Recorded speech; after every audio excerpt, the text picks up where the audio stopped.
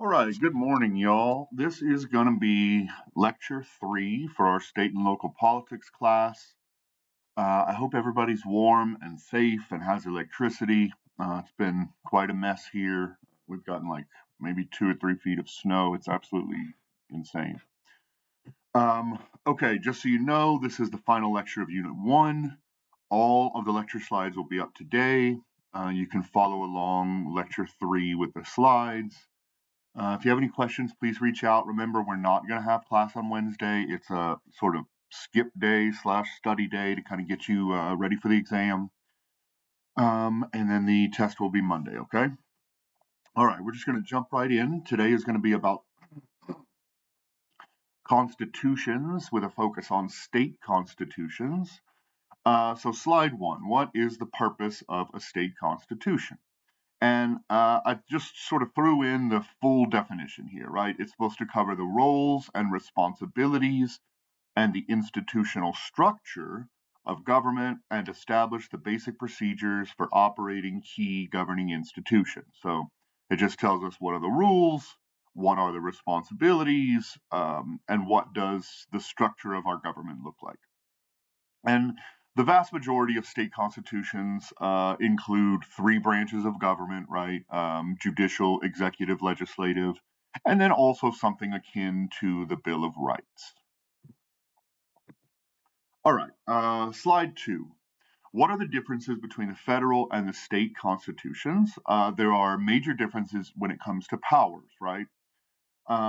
The federal constitution includes limited powers, but they're usually pretty explicit, as we talked about in the last chapter, right? They're enumerated powers. And this includes things like, the power to generate a military or maintain a military, to do our war fighting, all of these sorts of things, right? State constitutions, on the other hand, are not generally enumerated, at least through the federal constitution, right? They base their power on what's called plenary power. It's the power that's left over, basically, right? And as we talked about in lecture 2, this is all based on the 10th Amendment, which basically says, in its essence, that all powers not explicitly given to the federal government shall be devolved to the states, right? And so the states hold all the powers that do not contravene the federal constitution. Something different as well is the sort of permanence of the federal constitution, right? It is almost 250 years old. I guess it'll be 250 in 2039. Um, and it only has 27 amendments, right? It's very difficult to get a federal amendment through because you not only need 2/3 of both houses of Congress, so the Senate and the House, 2/3, which is a very high bar, but you also need 2/3 of all state legislators to pass it through. So this is incredibly difficult bar to pass, right? So amendments are very rare at the federal level. On the other hand, the average state constitution gets sort of scrapped and rebuilt about every 75 years on average. Okay. They are far less sort of set in stone, right? And they get revisited and replaced quite often. One of the final differences between the federal constitution and the state constitutions is just their length, their wordiness, right? The federal constitution is very thin. It's philosophical, it's theoretical, it's vague at times, right? But the average state constitution is about 4 times larger. And then they go all the way up to Alabama at 300,000 words, right? And it's because states in the South are always tacking on amendments and like this really nitty gritty laws, and so they're just constantly stuffing new shit into their constitutions and they can get really, really long. Okay, specificity. We talked a little bit about this already, right? The federal constitution tends to be very vague, very philosophical.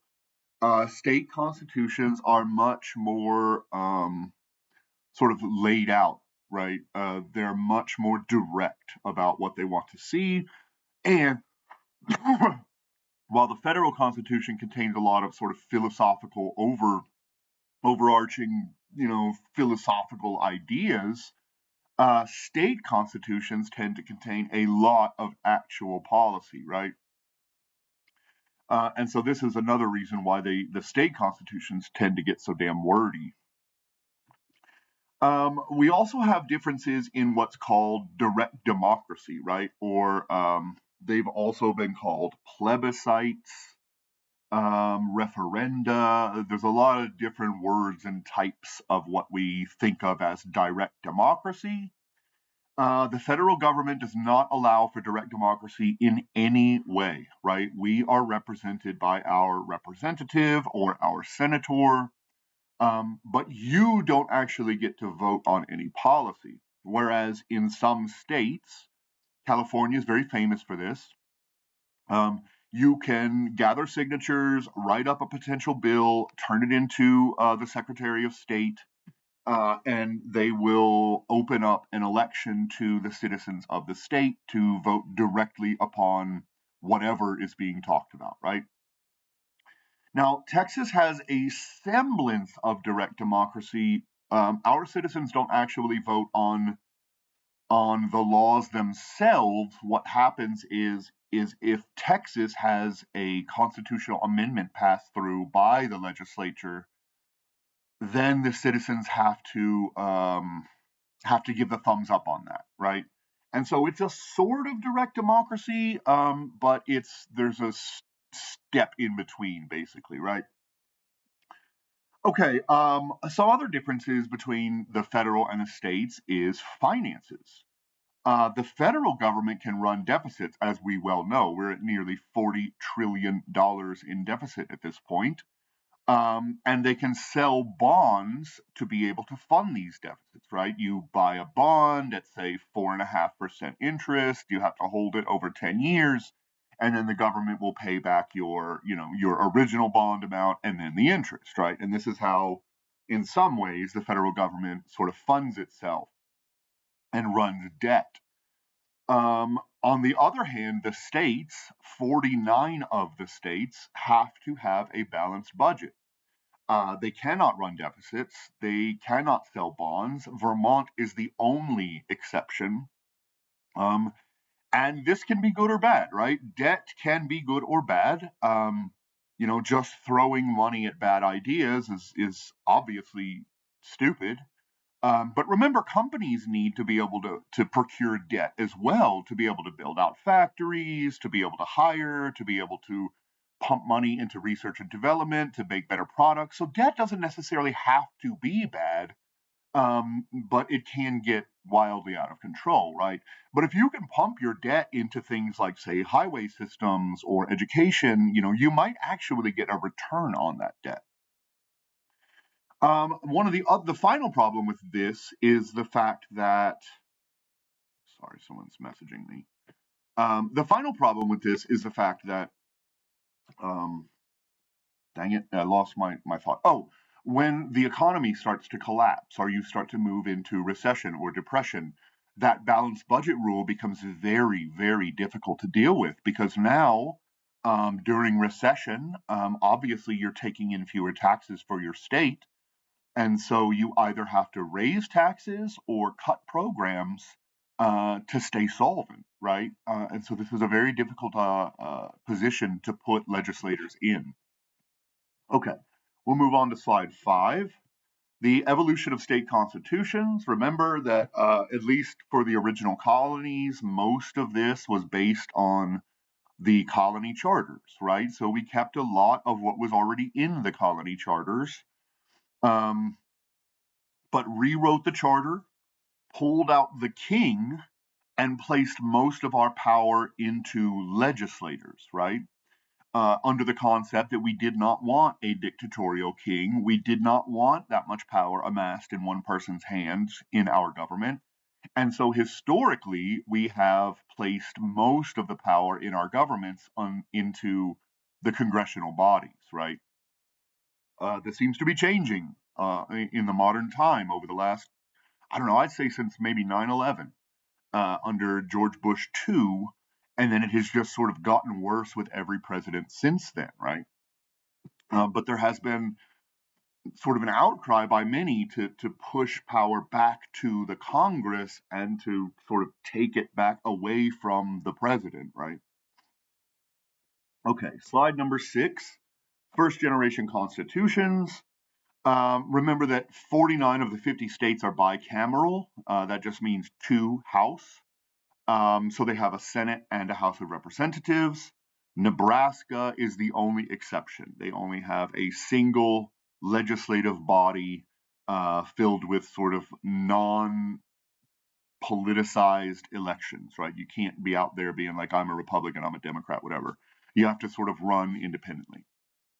Uh, Remember, in our original, I guess the first 14 to 15 years of our country, from 1789, when we signed the Constitution, to 1803, the courts did not have the power to declare something unconstitutional.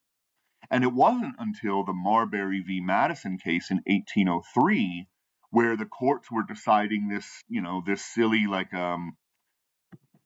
which president gets to appoint someone into an executive position. Well, they didn't even really answer the actual question in the case about the appointment power. What they did do, though, is say that we now have the power to declare something constitutional or unconstitutional, and you must listen to our judicial review, right? And so this was a big, big moment in our sort of court systems and the judicial side of our 3 branches, where they basically took the power of equality to the other branches because they were submissive before then, right? We also have to remember that we had a very restricted franchise, very restricted voting rights under our original Constitution. You had to be white, you had to be educated, you had to have owned land and built something on that land, right? So that meant wealth. Um, you could not be a woman, you could not be a minority. This changed arguably post Civil War with the 13th and 14th Amendments to the United States Constitution. But in reality, it wasn't different, right? Because of the Jim Crow laws in the South, the KKK and Southern politicians and police sort of terrorizing Black people in the South. And so it wasn't really until 1965 Voting Rights Act under Lyndon Baines Johnson that this changed, right? Despite what was on the books at the time in the 13th and 14th Amendments. Women were not allowed to vote until 1921 under the 21st Amendment, right? So this is during the Progressive period. This is during the period of Prohibition. And so women took their right to vote in 1921. The Civil Rights Act in 1965 gave minorities the right to vote for the first time in reality. And then later in the early 1970s, I forgot to put it on here, but they changed the voting age from 21 to 18. I think that was the 26th Amendment, but don't worry about that, okay? But just so you know, like there's these periods in which more voters get added onto the rolls and we become more and more of an actual democracy, right? Okay. Slide number 7, amending constitutions. So generally, you need either a legislative proposal from someone inside of the legislature, right, in your state. So say, who is our legislator? Dustin Burrows from the Lubbock area, who is the Speaker of the House of Texas. Say he wants to add an amendment, he'll push through something, they'll vote on it, and then if it passes, Texans will have to vote on that amendment, right? But there are also just straight up like ballot initiatives or referenda or whatever you call it that we were talking about earlier, where you collect signatures inside of your state from people who are registered voters. You provide the text and those signatures to the Secretary of State. You have to pass a minimum bar of, say, 5 to 15% of all voters have to sign this petition. And then once you get the verbiage of the law worked out with the Secretary of State and you collect those ballots and they are checked and verified, then they will put that law on the ballot for voting. So this is very popular in a place like California. Okay. Okay, a few other ways of amending the Constitution. We have what are called constitutional conventions. These used to happen a lot, sort of back in the 1800s time, but they're pretty rare in modern times where people come together to discuss, how we can change the Constitution, blah, blah, blah. We also have what are called constitutional revision commissions. These are also pretty rare. They can only give advice. They can't like sign something and everything changes overnight, right? They can only give advice. But they are mandated in Florida has to hold one every 20 years, and then Utah has to hold one. I'm not really sure what the timing is on that. But usually this is legislators, high-powered attorneys from the state, judges, Supreme Court judges, high-level business leaders, this sort of thing, right? And they all get together for, say, a weekend and sort of hash out what could be improved, what could be what's working well, these sorts of things, and then they give advice to the legislature. Okay. Slide number 9, how state constitutions differ. The first one we'll talk a lot about in a later chapter when we talk about the courts, right? And this is election versus appointment for state leaders, right? And especially on the courts. How do we place judges on the docket, right? Some states are elections, right? In Texas, we elect our judges. In some states, they're appointment, and I think California is an appointment state. We also have veto differences, right? Some states allow the veto. Some allow a line item veto where you can pass parts of a bill that's been passed and strike out parts, right? Very powerful. And then some states just don't have a veto. So kind of interesting. Let's see. Okay, we'll move on to slide 10. This is going to be the last slide. How does the distribution of power change depending on what state you're in, right? And Texas is a good example because in most states, the governor is the most powerful sort of executive member of the state.